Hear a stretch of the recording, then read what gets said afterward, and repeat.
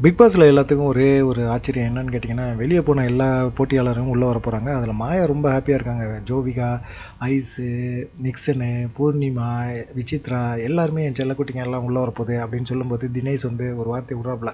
"உனக்கு மட்டும் தான் செல்லக்குட்டிகள் இருக்காங்களா? எங்களுக்கும் இருக்காங்கல்ல. பிரதீப்லாம் வருவாப்புலைல்ல.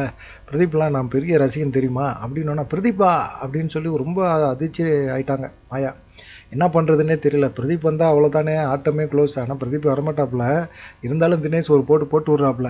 அதுக்கப்புறம் பார்த்தீங்கன்னா, அர்ச்சனாவுக்கு வந்து தினேஷ் ஒரு அட்வைஸும் பண்றாப்புல. "இங்க பாரும்மா, நீ இவ்வளவு நாள் வந்து உன் கேம நீ நல்லா விளையாண்டுக்கிட்டே இருந்த. வேற ஒண்ணுமே கிடையாது. நீ மாயா கூட சேர்ந்தேன்னா மக்கள்ட்ட வந்து நன்மதிப்பை இழந்துருவ. மாயா வந்து ஒரு புள்ளி கேங்க. அது உனக்கு நல்லா தெரியும். இவ்வளோ நாள் இருந்த இப்போ கடைசி வாரத்தில போம்போது மக்களோட வெறுப்ப சம்பாரிச்சுட்டு போயிடாத. பார்த்து பழகு. மாயாட்ட பேசுறதோட நிப்பாட்டிக்கோ. மீதி எதுவுமே வந்து கன்சல்ட் பண்ணாத. அது உன்னைய கார்னர் பண்ணுது. பார்த்துக்கோ" அப்படின்னு சொல்றாங்க. மாயாவுக்கு வந்து பூர்ணிமா வெளிய இருந்து ஏதாவது ஒண்ணு பண்ணுவாங்க. சப்போர்ட் பண்ணிட்டு தான் வருவாங்க உள்ள. அப்படிங்கிறது தெளிவா தெரியுது. அதனால தான் மாயா வந்து பூர்ணிமாவ ரொம்பவும் எதிர்பார்க்குறாங்க.